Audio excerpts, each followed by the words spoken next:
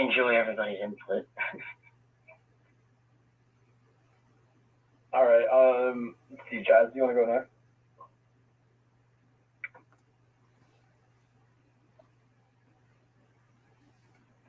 Chaz? Okay, John Tell, do you want to go next? Yeah, not a problem. My name is John Tell Toland, founder and the guy who runs the Leon Black Independent Media, an independent media platform geared towards human rights, world news, anything that the mainstream media will not cover, we cover and expand on. We've been doing this for 2 years, since 2020. And you already know, if you could check back through the other episodes, you already know I give long spiels and an introduction. I'm not doing that today because we're going to get right into it. Yeah.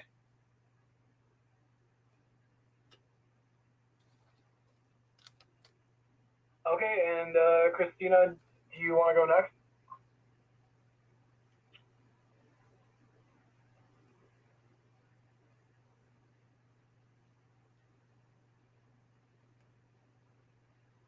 Oh, wait, sorry. Chaz, do you want to go next? Chaz? I'm here. My bad. Okay. My name is Chaz Neal. I'm with Black Lives the Street. And I really want to thank everybody for coming on. I'm hoping that some other people were invited, and hopefully they will jump on at some point and to join the conversation. I'm hoping that people just keep this. We brought this tonight to get a more understanding of America, an understanding of humanity, understanding of human beings, and that hopefully at the end of this we can have more civil discourse and figure out how can we solve our core issues. And I really do appreciate everybody coming on here. We all play a part in change, and I need everybody to know this and to realize that no matter whatever it is that you're doing, if it's education, if it's homelessness, if it's overdoses, food, climate, whatever it is, it's important and it's needed, and your voice matters. Thank you.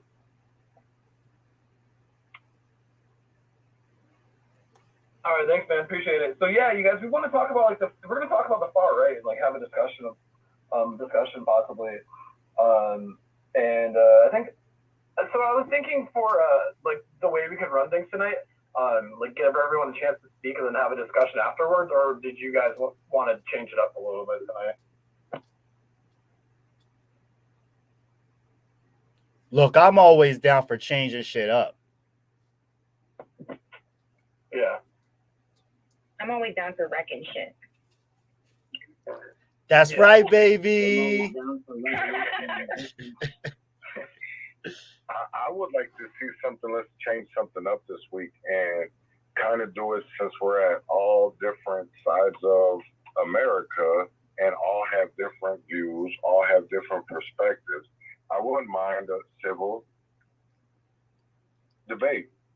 Let's talk about certain things, because I even believe that even some of us fight on the same side, but probably don't even have the same views. Right. Okay. Yeah. I mean, we could do that. I might be more vocal tonight, man, because like when we had our emergency discussion, I was a little more vocal, but I mean, it's hard for me to hold my tongue on some of these issues, honestly. But yeah, I see Casey joined us. Casey, do you want to tell us about yourself real quick, and then we can hop into it? Casey.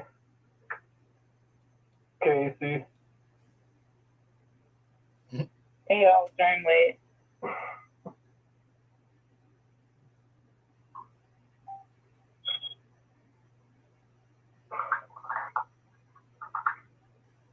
Guess there's a little bit of a delay or lag. What's going on here? Casey, do you want to give us an introduction? Hi, I'm Casey. I think that's all I'm going to say today. Hi, I'm Casey. All right, that works. And then it looks like we skipped Meg. I'm sorry. Meg, can you tell us about yourself? Good evening, everybody. I am the Leon Block independent media investigative reporter. I also specialize in corruption, bringing you all the tea and juice for the panel this evening. Oh, Thanks for having me. All that tea. So tonight we were going to talk about like the alt-right, the far right, like Proud Boys, obviously the KKK, which is one of America's original hate groups. I mean, and it's like their ties to politicians. A lot of Proud Boys have been seen with like various senators, like across the country. There was like a whole list of Proud Boys that were posing with senators, and so I want to talk about that. These hate groups. Does anybody want to open up the discussion and say anything about it?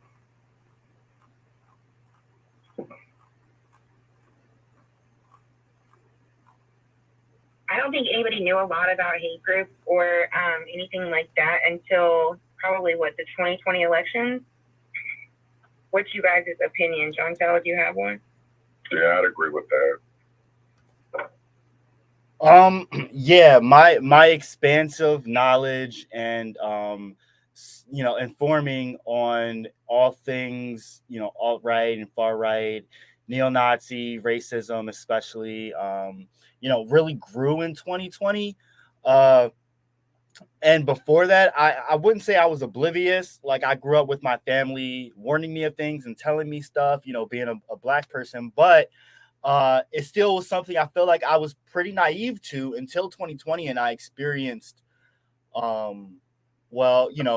threats, altercations at protests that really just blew me away. And now, as someone that's really immersed in the movement for Black lives and liberation, that's where my focus is. But I think for Black people, it's important to have white counterparts that are still immersed in combating white supremacy and racism, so that we still are informed as Black and brown people as to what's going on. So that's kind of like where I stand on things. Like, I'm not immersed in it fully myself at this point because my attention is elsewhere, because Black lives are being lost every day. However, I'm still trying to make sure that, like, I'm being preventative, meaning that, I'm still keeping informed on what the other side is doing, because it's important.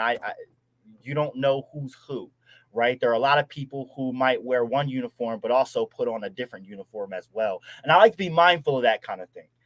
Y'all know what I mean.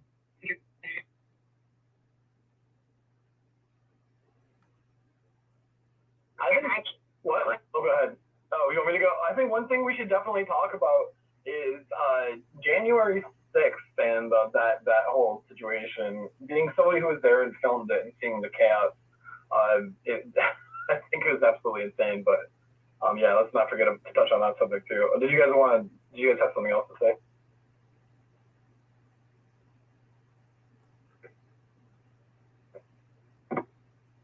You mind if I go next?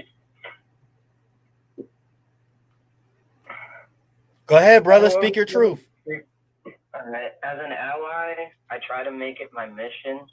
As a white ally, I try to make it my mission when I see like neo-Nazism, either in the news or locally. I try to bring it to people's attention. As far as the Proud Boys and all these other hate groups that exist that people are aware of, I'm not sure if people know this, but there is another hate group that exists in my section of the United States called NSC 131, and it stands for Nationalist Socialist Club. And these people are extremely anti-Semitic. Most of their attacks are against Jewish people. And I actually spent today slapping up some anti-fascist propaganda across my city. So I did a little bit of activism for my community today, and I want to pat myself on the back for it, just for, keeping awareness where it should be. Speaking about hate groups that are against, like the neo-Nazi groups that are against Jewish people, so like as a Jewish person, I do have family that has died in the Holocaust, and I was talking about that. I did mention that a little bit earlier. A lot of people don't know that. Like, my family is Jewish, so like seeing these groups that are like kind of mimicking what been during World War II, and that Nazi behavior. It's terrifying for somebody who's Jewish like me. It's just absolutely scary. I don't want anything like that to happen ever again. It's terrifying. It's like to see that in your society, it's really mind blowing, and makes you feel like you're not really safe in this world. Yeah. And actually, out of that, there was in my city there was a well, not in my city, but the city that's adjacent to it, Tiverton, Rhode Island. In that city, which is pretty damn close to mine, one of the businesses out in the area posted a meme that was anti-Semitic. It was making fun of Jewish people, talking about the temperature of the weather for the summer, saying, it's as hot as... You can pretty much think of what they were going to say next. But they put that meme out there, and automatically it drew outrage from our community, because people were like, why would you say something like that? That's not kosher. That's not thinking of anybody's background or their morality, and it's just disgusting. So out of that, there was a Holocaust. There was a Jewish person who survived the Holocaust, and they had a little rally inside of our public library. Oh wow, yeah, that's crazy.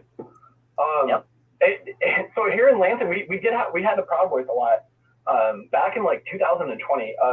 And I remember they assaulted the woman in our group. They they're obviously they call themselves the Western chauvinists, and they actually based their name off of Aladdin, I think, which is really weird. I remember there was a debate that some members of a protest group that I was in originally had with them, and they're like, no, we're just drinking buddies. We just hang out and we drink, and we're just like a hangout club. And I'm like, well, that's not true. You guys are the same people that burned that Black Lives Matter flag. You're the same people that helped to orchestrate what happened on January 6th, and these are the same people that attacked activists right in the city of Lansing. And I saw them punching women right in the face. I saw their bruises. I saw them bleeding from their lips. Exactly. They don't have any restraint. They don't care. And if you're a Proud Boy and you've never done any of those things, it doesn't matter. You still identify with an organization that supports that type of fascism. Yeah, exactly. So Enrique Tario is going to be serving some time here. It looks like in a federal penitentiary for his part in the January 6th attack. And I believe they arrested the leader of the Three Percenters as well. Canada responded to January 6th by putting three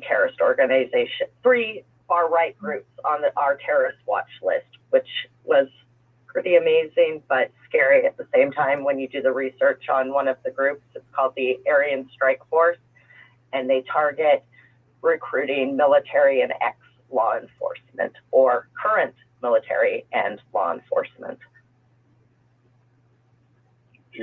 Christina, you bring up a very good point when you talk about law enforcement, and I want to take it there for a minute, because we've seen even before January 6th, we've seen a lot of groups, the Patriot Front, the Proud Boys, a lot of law enforcement were involved, Oath Keepers, Three Percenters. But then when you started doing your history on them, you started seeing they've been around for a while. And it's how do we separate policing and these groups? Because, if people don't know, we have a group called Free Agents for Justice, and we've been working on Jalen Walker and Donovan and Lewis, and coming to find out there's so many militia ties, right, and army. So it's how do we confront that? Because obviously the politicians don't. It actually surprised me that Canada, our politicians did something about it and put them on the terrorist list.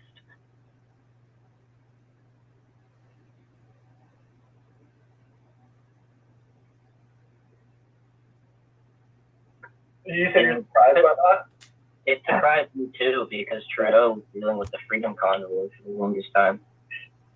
Yeah, it did surprise me because we have racism here. We have neo-Nazi groups in Calgary. We have, the cops brutalize our Indigenous people. And so I was shocked when they put them on the terrorist list. And a lot of them were identified during that Freedom Convoy. They certainly were. Oh.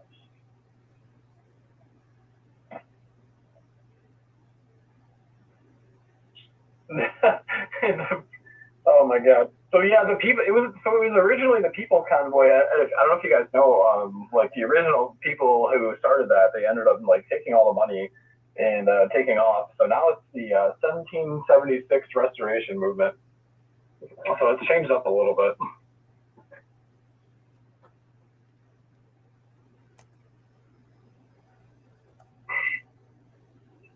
Yeah, I was surprised to see how many different groups are in Canada that are on the watch list for being considered terrorist groups and people that are putting our national security and our safety at risk. If you look it up online, there's like a few dozen of them. Yeah, Dora, I know you got something to say about the far right. I saw you join.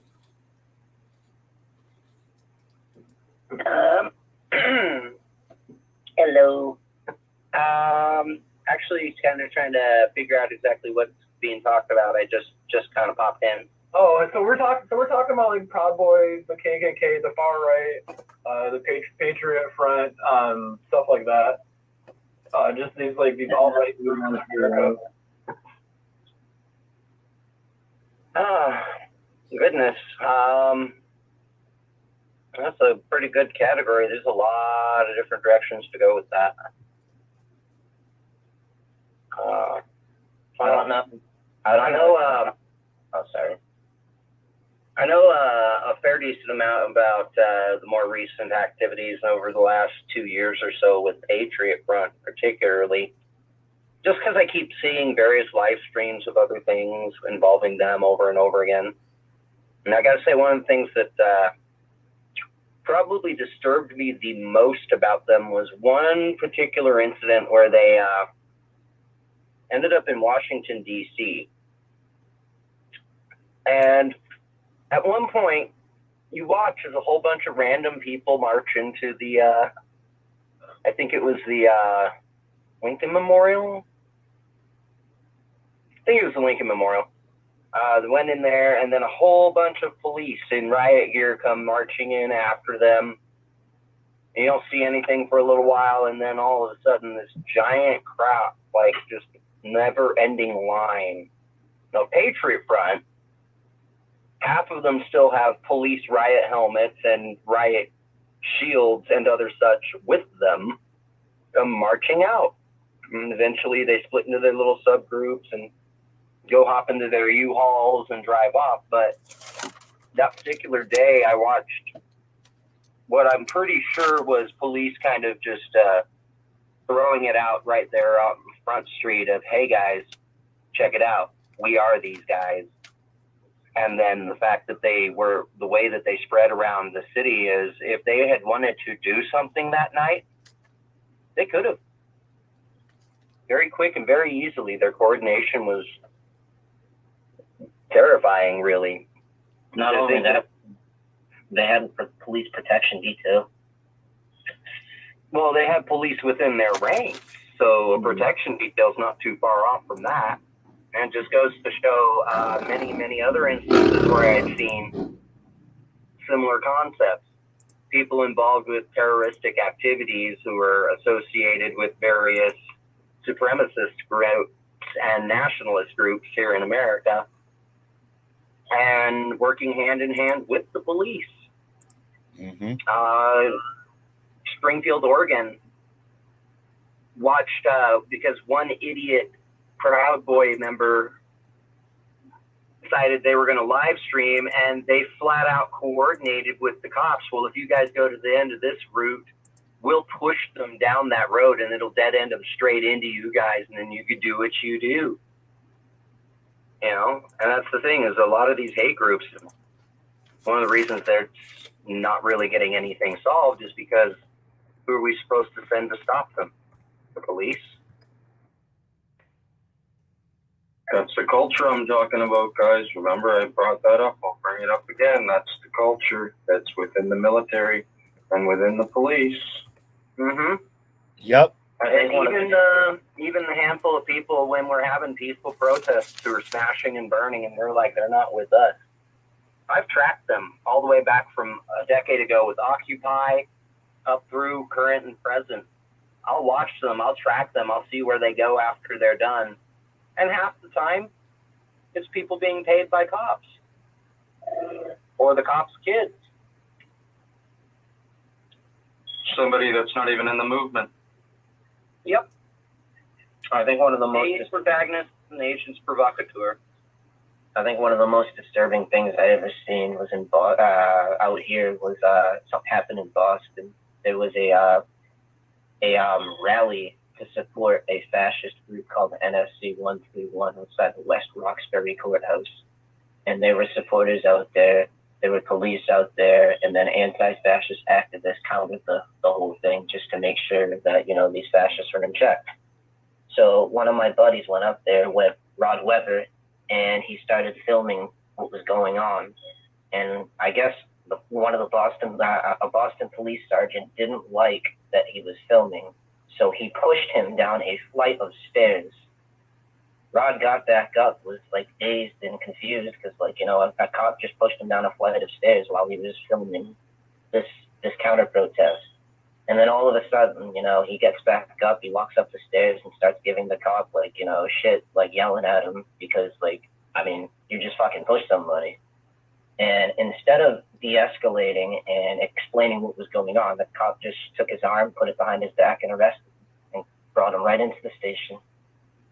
And that was a counter-protest to a neo-Nazi group called NSC 131. You guys remember what happened in Portland? The Summer of Love protest. I don't know if you guys were watching that, but I think Ford Fisher was covering that. I was there. Oh, you were there for that? I do not remember that. The July 4th incident where the cops came out hot and heavy and everything. I was actually part of Are you talking about the one with Stewart's team that night? the one in the park? I just remember anything called Summer of Love. Yeah, they ended up like macing a bunch of people that were in a van, and it was like a handicap van. Oh, I remember that. Yeah, I remember that. It was in the introduction of the video, right? Yeah. Portland is wild when it comes to these hate groups. It just baffles me. Facts. Portland, I watched as one of them managed to somehow get past all of the federal police that were stationed in the federal courthouse, got himself all the way up onto the roof with a freaking sniper rifle. How did he get up there? I was there one night whenever they had a sniper on us, and then I ended up accusing behind enemy lines of it, and then sat on him, allegedly, on video. Jake. Yeah, no, that sniper is the one I'm talking about. That wasn't even their piece. That was well. This one came from the highway. It wasn't a building. It happened at ICE. It was when I had just gotten back to town in January, and I was recently homeless for the second time in Portland. And behind enemy lines, before I left town, I had to leave town because I was homeless, and my streamer safety brought me in. And so I went and lived in another town in Oregon for a bit. When I got back, all of a sudden behind enemy lines had been getting out of his car. And then whenever I got back, he like told everyone that he would be there, and then wasn't, and instead there was a sniper. And so whenever I accused him of it, I didn't actually accuse him of it because that could be like illegal. So I just said, look me in the eyes and tell me you weren't. And then he pointed right to the vantage point. It was the next day after it happened too. Yeah. He stopped coming after that. I think I scared him. Something. He was always, I think that he was always a little intimidated of me, honest. Well, what I'm getting at is that him, the guy that was on the roof, and a small handful of others are all part of the same group. They're the same ones that were doing the crazy snatch bans. Yeah.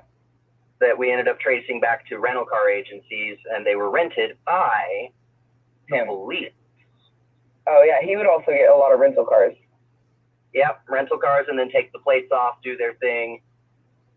There's a lot of crazy stuff up, like kidnappings that were happening, all kinds of crazy stuff. There's always been kidnappings in Portland, and I think that they were probably always behind them as well. It seems like Portland in its entirety is a honeypot.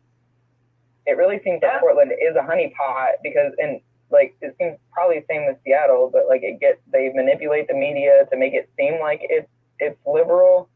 But actually, it's a bunch of people pushed there because the entire rest of the state is red as hell. That's pretty much Oregon, yeah. I mean, there, and you had to deal with Primetime Patriot as well.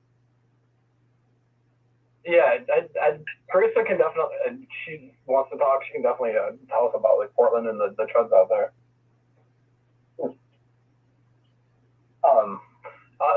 Another problem with these people on the far right is like, you know, like, do you want to talk about that, Carissa? All right. I mean, if not, it's fine. Can you guys hear her? I don't hear her speaking. Oh, that's weird. I can't hear her speaking, but I can see that she's speaking. The microphone is registering and it's showing that she's speaking. Yeah. Hello? Okay, Mike, go get me a water, okay? Oh wait, I hear you now. So she's a streamer from Portland with Des Media. And a lot of the Portland streamers have had confrontations with the far right. Oh shit! Hey, Carissa. Especially like. I've watched Des lots of times. It's one of my first streamers I've watched. That was who recorded me spitting from behind enemy lines. Yeah, I thought Jake was behind enemy lines is definitely one of the guys always trolling the Portland streamers. I also wanted to mention a lot of problems with these far right groups is the doxing and putting people in danger, putting these activists in danger. Like, so we have like Andy NGO, and then we have like Antifa Watch, and we have so many of these like far right groups that basically track and like monitor any like activists at all, and they put any kind of information out about them, whether it's true or not. And this is putting people in danger all the time. People are getting killed. People in Portland have gotten killed because of this. They're putting out their personal information. People are getting stalked, followed, everything else, and that's just, I mean, that's scary. That's the times that we're living in, and especially on places like Twitter, where it's just it's like the Wild Wild West, and there's like no regulations at all. Andy NGO does not do any research on the people that he doxes. He'll put whatever information out that'll get him clicks, so he can build up his following, and I think that's just disgusting. I mean, you guys want to talk? More disturbing, I would say, than the fact. Sorry, more disturbing, I would say, than the fact that they are doing this is the level of precision, coordination, and dedication that they have in doing this. Because, like, they get their info fast, and they track people's movements like nobody's business. And it shows a level of coordination that is on par with a militia grade. And it's one of those things that we need to be aware of, the fact that they have that great level of eyes and ears and that do utilize things in tracking and doxing and presumably, allegedly, harming people.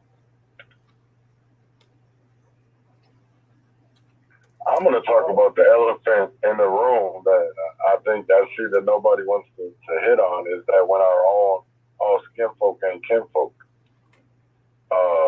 Talk about it. Talk about it. A big part that our own people sell us out. Let's talk about that, because at the end of the day, I'm not scared of a right winger because I already know what they're capable of. It's the fact that when we have part of what I mean. You know what I'm saying? Of like, there's what is to be scared of because you already know what they're capable of. It's the people that we're supposed to be trusting and allies, and they're the ones that screw us over. And not saying that right wingers and the KKK and all of that, but do we make that? Do politicians make that more of an issue, or do we make that more of an issue? Because honestly, if you really look at it beyond the little, and I'm a black man speaking. If people don't know who I am, my name is I'm Chet, and I have, like, when I got into this, that was the first thing. Like, and I haven't countered protest in a long time, and I'm going to tell you why. Because it's counterproductive. Nothing goes on but arguing and fights. How are we supposed to come to a common ground if we're supposed to teach this is about the future? What are we showing our kids? Mm-hmm. Because for me, this is about truth, transparency, and a lot of this I see is, when it comes to these groups, they're trained killers, and we're out here twerking. You know what I'm saying? Or having dance parties and losing comrades. Talk about it. And what are we supposed to do? I thought it was, the Bible says an eye for an eye. Right wingers say an eye for an eye, but we talk about bring peace. Come on now, we got to make it make sense, because if we're not going to continue, if we're not going to fight the way they're fighting, why are we fighting? And that's something I've been saying for a long time. And to what you were talking about, we got to watch out for not just the infighting, but co-option and infiltration are very much so things. And I've seen it back when we were doing the Occupy thing, and I have to say I've seen it since the last couple of years.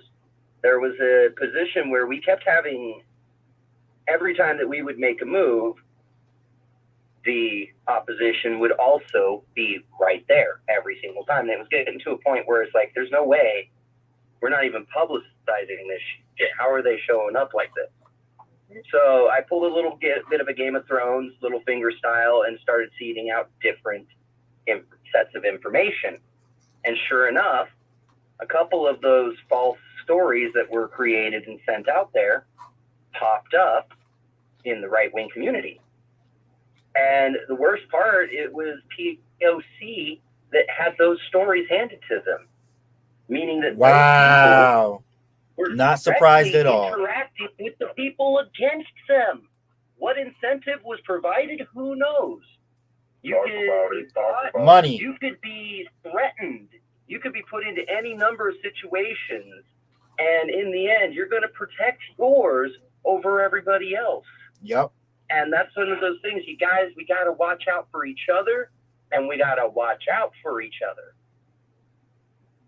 You got to be careful with how you work with things, because like I said, these guys, the level of sophistication and coordination they have with tracking people goes to show that it's more than just the little alt-right boy chuds that are doing it. They're getting inside information. Yeah, and like he's saying, Chaz has said it right. You got to play their game by their rules if you ever plan on winning against them.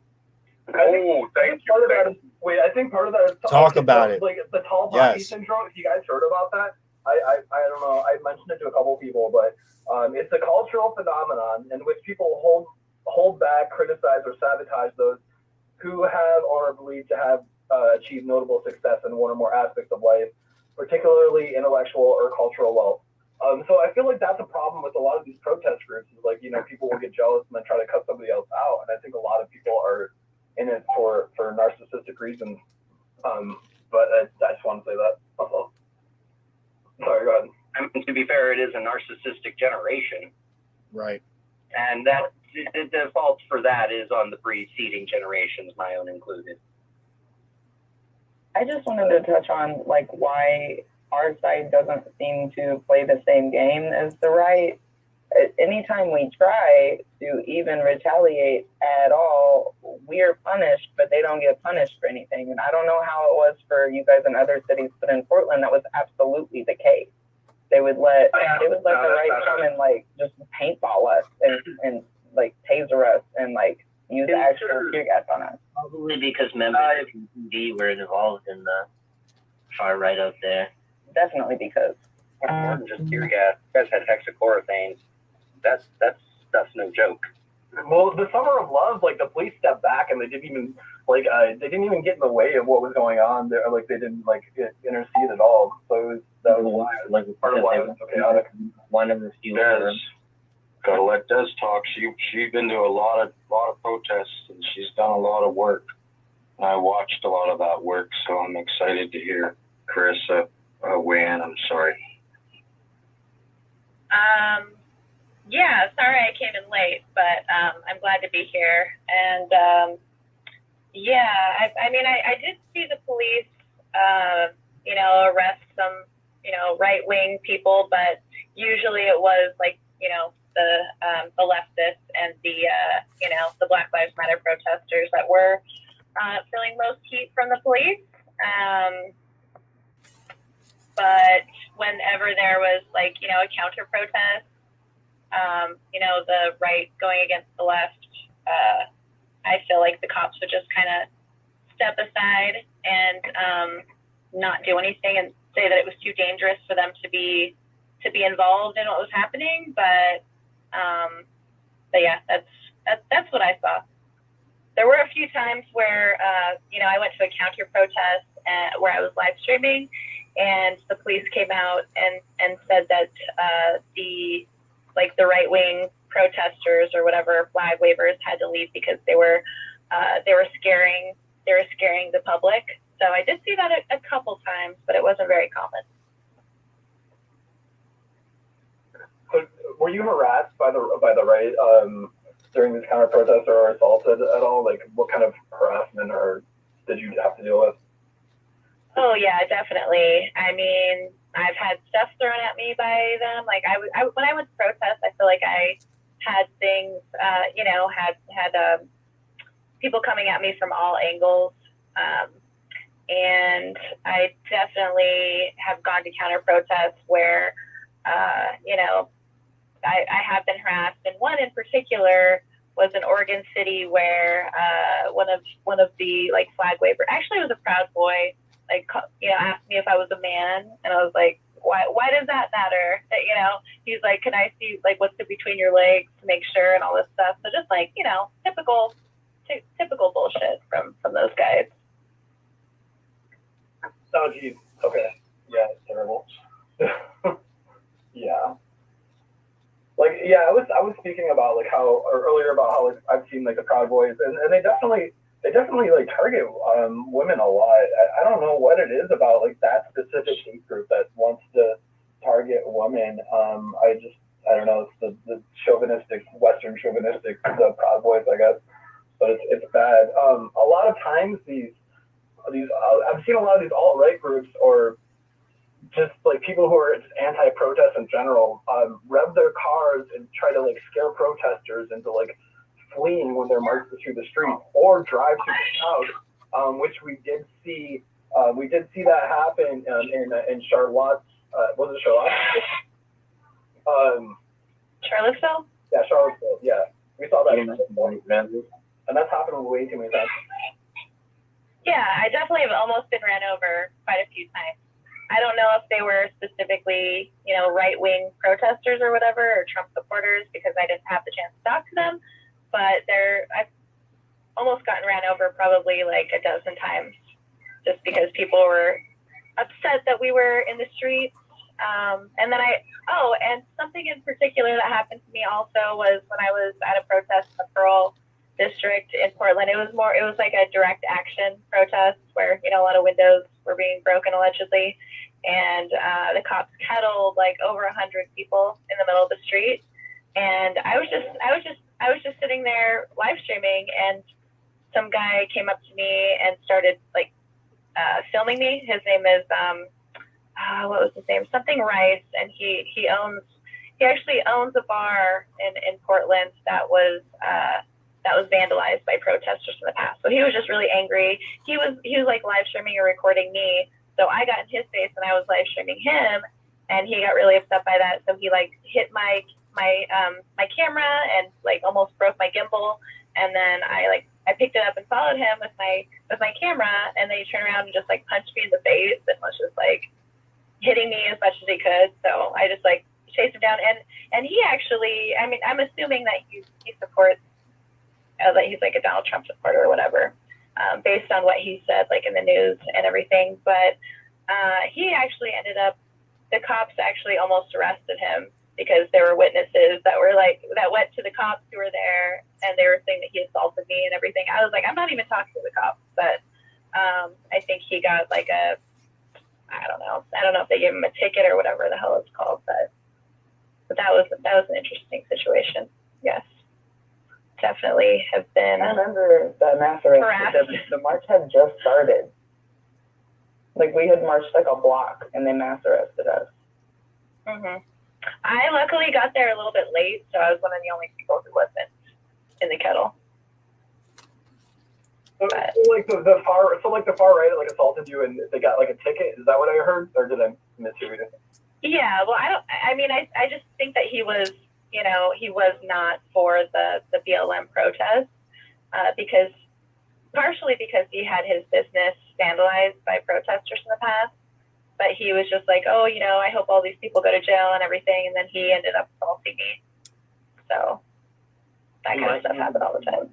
He might not have been affiliated to any right-wing organizations. He could just be somebody that was outraged at the fact that people were protesting. Yeah, definitely. But he ended up getting a lot of support from, right-wing activists after that. So.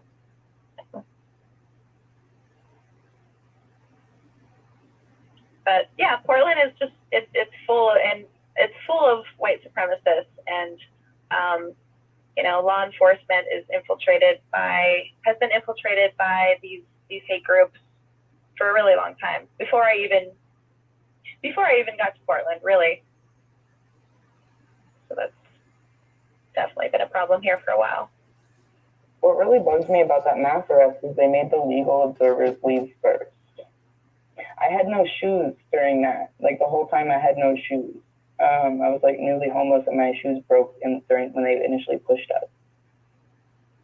And I was like screaming until I lost my voice. I sounded insane.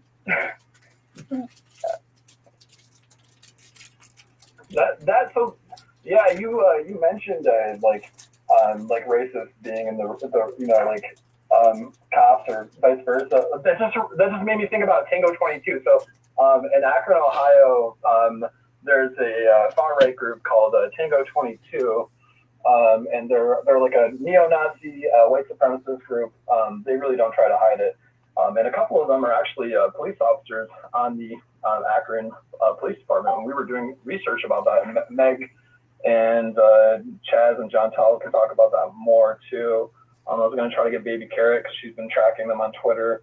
But yeah, there's also during January 6th, there were cops from all over the country that ended up storming into the Capitol. So a lot of Proud Boys and other alt-right groups and are part of the police force, and that's a scary thing. You see how many black people are being murdered by the cops all the time. And then you see that a lot of these people are, part of neo-Nazi groups. A lot of police officers in these departments are part of neo-Nazi or far-right groups, and it's scary.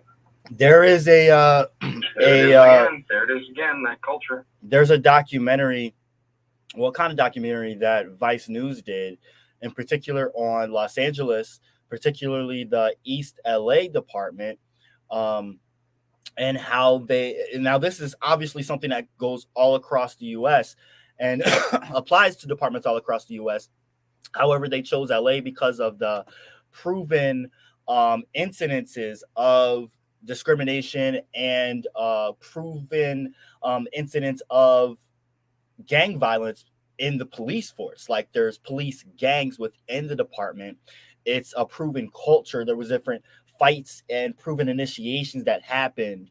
Nothing came from it. They just replaced the chief of police with another guy who actually just made it go deeper and darker and made it easier for him to justify or explain things away, just so that they could keep things out of the public eye. But nothing has changed, and people that have lost their lives due to the police gangs directly are still being followed and provoked and all kinds of things to this day. But the documentary is pretty good, and it goes pretty deep, and it's a great example of what we all are dealing with in our own areas.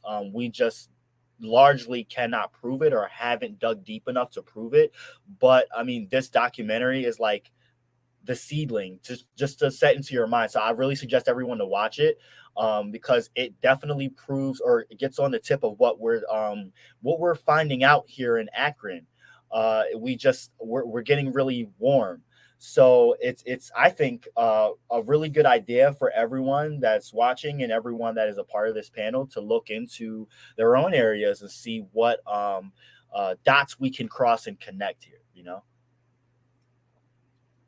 Yeah, I feel like here in Portland, it's well known, like the infiltration is well known, but like what can we really do about it? That's the next step. Like we already know it's happening, and I was going to actually bring up what's happening in like East LA, because there actually are real gangs, police gangs over there that are known. 18 of them identified so far.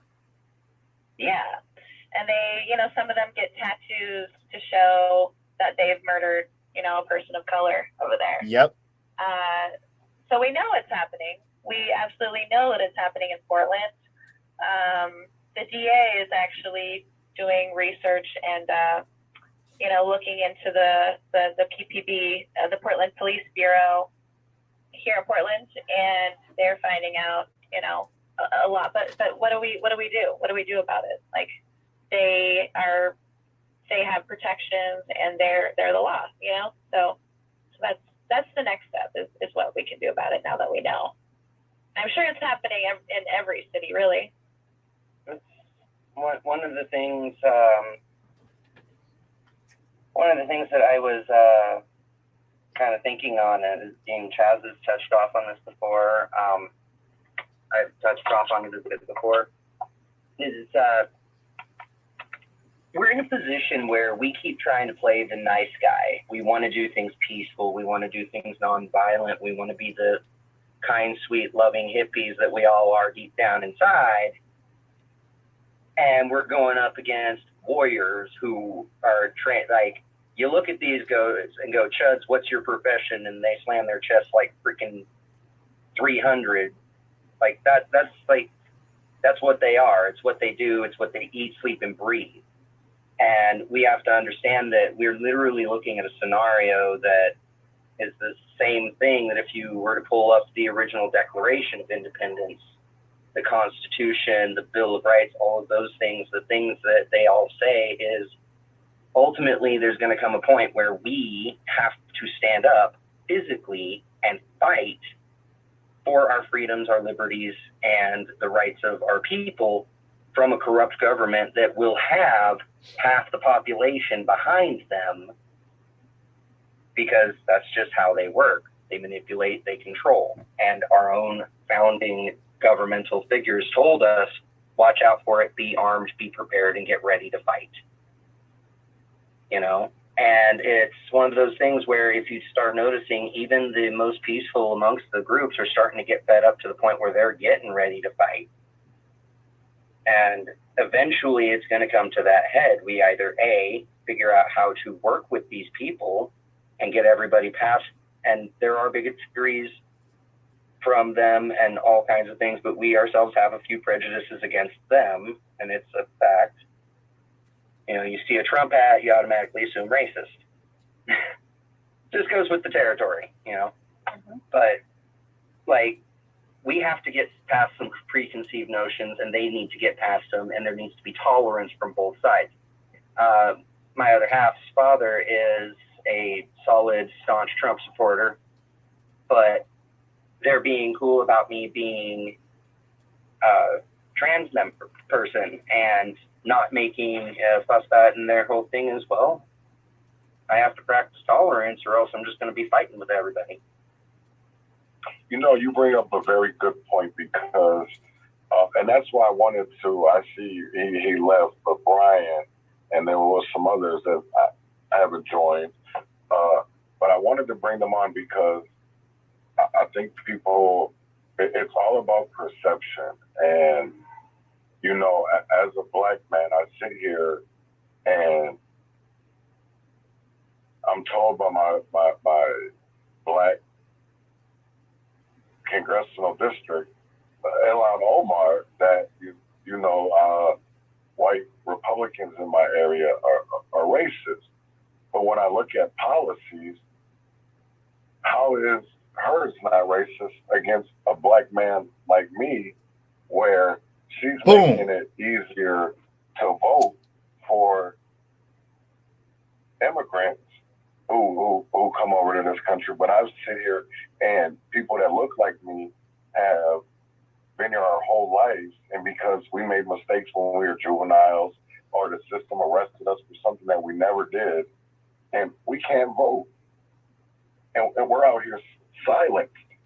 But see, Chaz, we already know that that's set up that way to put those people on the hierarchy higher than us to create further divisions between our community and further divides. They knew what they were doing.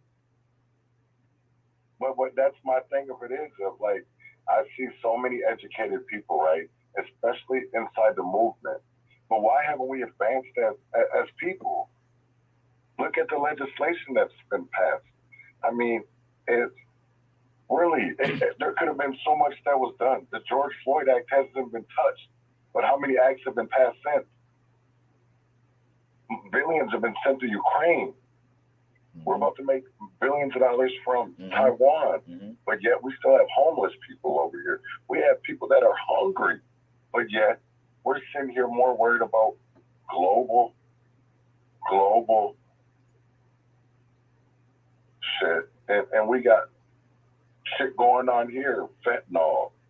I shouldn't even have to say the list because we all fight it in our own ways, and I know people probably didn't agree with the things that I have said, but that is my truth.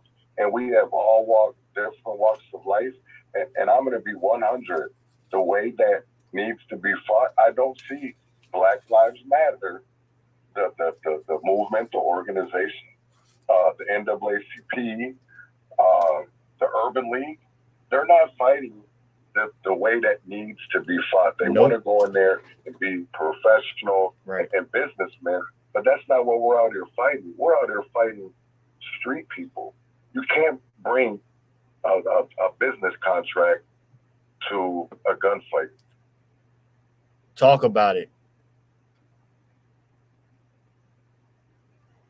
That's exactly what. Aren't we the ones that are the ones that are here to rebuild the master's house, as I always call it, and we have the tools to make it better?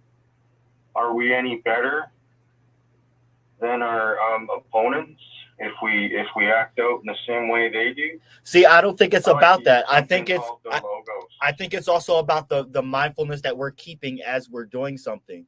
Because the thing is, like Chaz and like everyone was talking about, is shit. I just lost my train of thought. If we're doing the same thing that they're doing with the mindset that it's not what we want to do, or that we do it for fun, or that we enjoy it, but it's something we have to do because we have to play their game whether we like it or not. We have to be, they've always been steps ahead, right? We have to get ahead of them, and we have to keep going. You know what I'm saying? Whether we like it or not, I feel like that's part of where we're at. unfortunately. Like, I'm a very peaceful person, but under the right circumstances or right environment, I'm gonna fight for what needs to be fought for. When it comes to that, you know what I mean?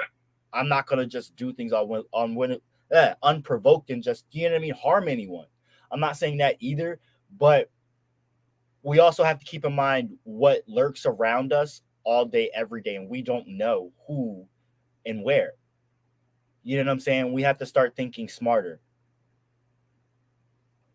That's what I'm saying. We got to think smarter, and I think my brother's death meant a lot more, and we are drifting off away from the white supremacy, Proud Boy stuff that we're talking about. But all I have to say is we are the ones that are smarter, better, faster, stronger. We're the warriors, the true warriors and the true patriots. Those other guys that call themselves patriots are called patriots, and we have the power to change the world, starting with Turtle Island. And I think my brother's death meant a lot more than that. And I challenge everybody to stand up for our fallen brothers and sisters and people who've been brutalized by the system. Are we gonna keep watching on the news people getting murdered by the police, or are we gonna just act out like our opponents, or are we gonna take this to our legislators or the people that claim to represent us, who don't represent us at all? We have to challenge them wherever we live, whatever territory we live in. We've got to somehow confront them. And I'm going to be doing this stuff again up in Canada. So I challenge all of you guys to do that. How we do it, I don't know. There's so many different problems that are going on, especially with white supremacists going around getting away with crime. I don't even want to get into that stuff. We've disbanded the Proud Boys up here in Canada, but they're all silently off the internet now, and they've dispersed and created their own little weird groups that we'll find them eventually. Yeah, I just think it's hard to win. It's hard for us to win because our country and our system they're based on white supremacy and colonialism. So really, the issue at the core of this is, our system obviously is fucked. Sorry if I can't cuss, but so we kind of need to start all over again, and I kind of think that's happening a little bit. Like, I think that most people can sense that there are big changes happening in the world in general. So sometimes everything needs to, like my good friend says, I don't know if he's watching, but sometimes everything needs to fall apart so that we can start over again. And I think, I can feel in my bones that we're on the verge of societal collapse. Like, I don't talk about that every day, but because I don't want to be like a downer or anything like that. But I think, people could sense it. Like, a lot of people are depressed right now and going through it because we know what's going on. Like, the world is messed up right now. And I think, the best thing we could do is come together and realize that our opponent is not each other, but it's the upper class. It's the wealthy. And talk about it. And the wealthy who are controlling our money and everything in the world. Like, if they keep us divided, we can't fight against them, or the real aggressors. Yeah, capitalism is a curse for sure. There's so many people that are dying constantly because of capitalism, because they don't have any food. I mean, imagine if there was a more regulation on wealth, and these people these billionaires had to give their money away to shelters and organizations that help the homeless. We wouldn't have people dying on the streets all the time, including children, and it's just disgusting. And we spend over $700 billion every year as our annual budget on our U.S. military, and it's insane. I mean, some of that money could go to feeding the homeless as well. Like, I think the homeless crisis in America, like, everybody could be fed and like housed for I think like $19 billion. So you put that in comparison to our military budget, that could be solved so easily. Capitalism is definitely a problem in America. Even just our police budget. Yeah. And you know, I think it's funny how a lot of the, white supremacists are people of lower income. And you'd think that they would be, a lot of them are like anti-government, but so many of them claim to be patriots. It's like you're in support of this system who is not allowing you to win either. It's funny to me. Exactly. I think when there's a conversation about right-wing extremism, that the Black Panthers and the Rainbow Coalition should definitely be mentioned, because they were pivotal groups throughout history that have helped in the fight against capitalism and against racism. What I realized going to Oregon and Washington, like different small towns, is I don't think they have fucking internet. Like, I don't think a lot of these like lower intelligent, like right wing, I don't think they have internet. Like, I think they're literally still stuck. Like, I couldn't even get cell reception in a lot. Well, how of the fuck cities are they that I lived in communicating then? How are they so organized and communicating? That's it. Newspapers, right? Like walkie-talkies. Do they ride around on their dirt bikes? Like, I'm serious. Part of their town that has cell reception. They live on Telegram. I mean, here in PA, there's a lot of so PA, we have a lot of urban areas, but they're generally small with like so we have Philly with 2 million, we have Pittsburgh with like 300,000. Those are the two biggest cities, and then you have Scranton and Allentown with like 180,000, respectively. But other than that, most cities are like 50,000 and under, and outside of that, it's just vast hills and forests, and a lot of people live within those large expanses. And I've been in a lot of different areas across Pennsylvania, right? So like you do get a lot of those really rural places that you wouldn't think communicate, but they do. And it's just a question I've never really wondered about, but I'm thinking about that now. Like, how do they actually communicate? But in most of the counties, like there is like a centralized place that these people do still frequent or pass through in some sense, so there's a lot of modes for communication, I guess. Yeah, Meg, pen and paper. Yeah, I don't think it's so much that they don't have internet or cell reception. I think they're either gaslighting themselves, or they're just influenced by the older generation that believes that there's still hope for the way that we are doing things. Well, the easiest way to figure that is definitely places where there are like it's really hard to get internet. Even like the internet that you buy, the fastest speed is very slow. Like you can't watch live videos, you can't watch as many videos. Like you can't. Yeah, and those people are probably watching Fox News. That's probably where they get exactly what I was about to say. Yeah, it's the Fox News. That's also like if they're looking at one mode of information, it's probably like one of those kinds that they're picking up. And it brings me to something I wanted to talk about, like in DC in 2020 when NAN and Al Sharpton and all that had the rally and march in DC. I went the night before and walked around DC with my comrades and just picked up footage. And we were sitting in the middle of Black Lives Matter Plaza, like to the north of the White House, directly behind it. And it was all, people from the quote unquote left. And so all kinds of people just filming, people having a good time. And it was a really great experience seeing activists from all across the country sharing their stories, in particular of being, for example, here in Lancaster, there were a bunch of protesters who were charged and with rioting, vandalism, inciting riot, all that shit, but charged with $1 million bails. And they're still fighting it to this day. So there were like a bunch of different people talking about the high bails that were set and how they needed help. And all of us kind of just reaching across and sharing things with one another. And before you knew it, and we knew that there was like a Republican convention or something going on the front lawn, but no one was really thinking anything of it. But before you knew it, you saw all of these, for the most part, white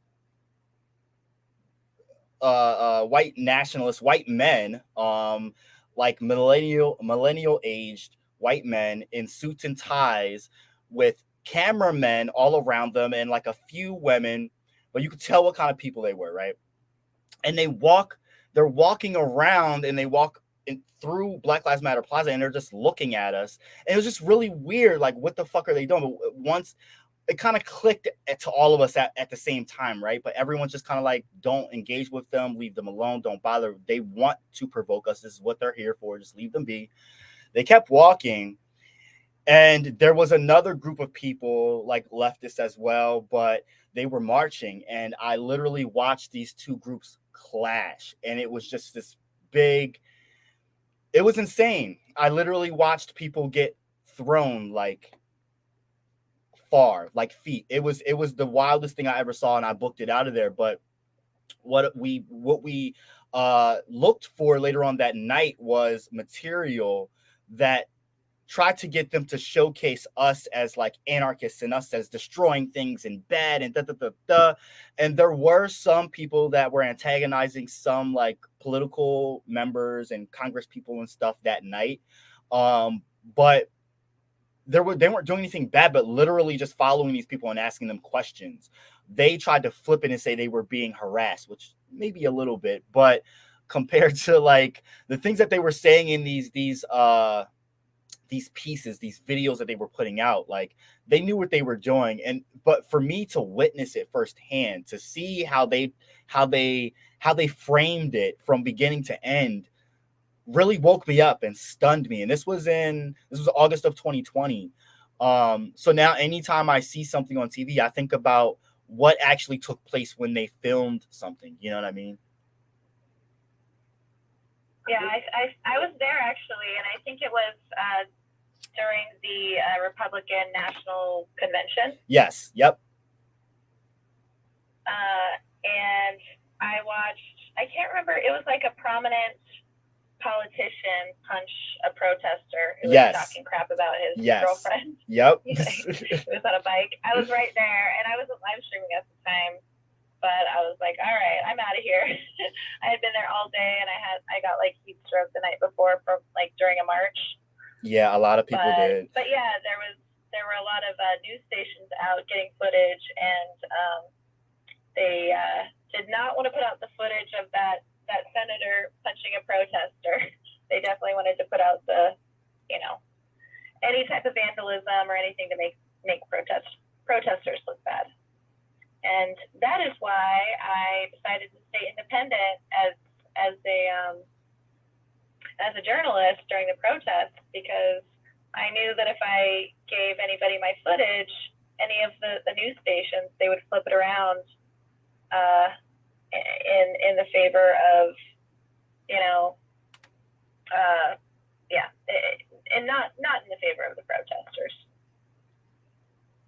I noticed that happened to me a lot. Like in Minneapolis, filming the Dante Ray protest, and people were like, "Oh, hey, can you go film vandalism? Can you go film, people rioting and breaking stuff?" And I'm like, "Fuck no! I'm not here to, like catch people up and like getting in trouble, like at all." And when Winston Smith was killed, and we had the protest, I think it was on Lake Street.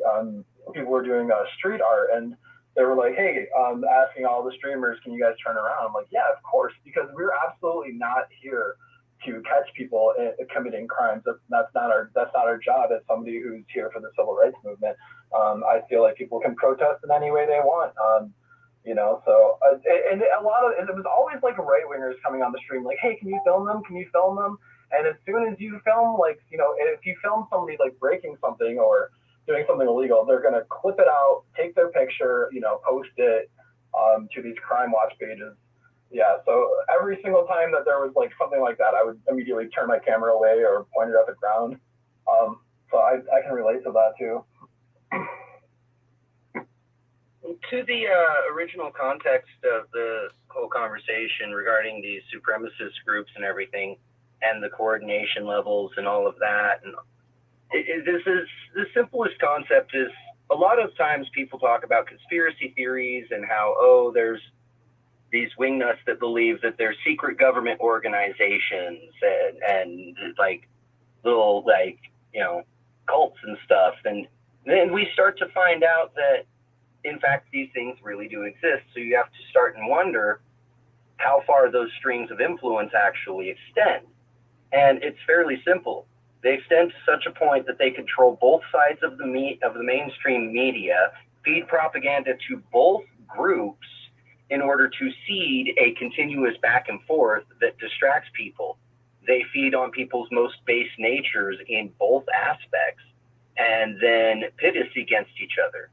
Beyond that, you have to look into the factors of how many of these groups we've discovered to be real, but nobody wants to admit that it's a thing. And now they're just not even keeping their group secret. They're broadcasting some of these meetings now. It's ridiculous.